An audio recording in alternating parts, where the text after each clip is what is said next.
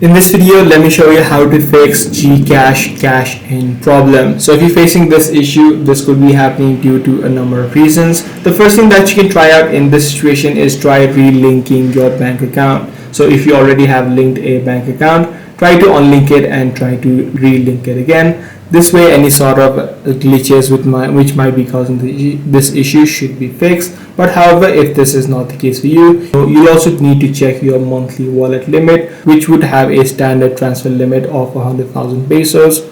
So make sure that you check it within your wallet as well, within the GCash application. Now, if none of these are your cases, then what you need to do is just reinstall the application of GCash onto your device. This ensures that you have the latest version of the application, and any sort of bugs which might be causing this issue should also be fixed. So that's pretty much all there is to it. If this video was helpful to you, be sure to subscribe. I'm going to see you in the next one.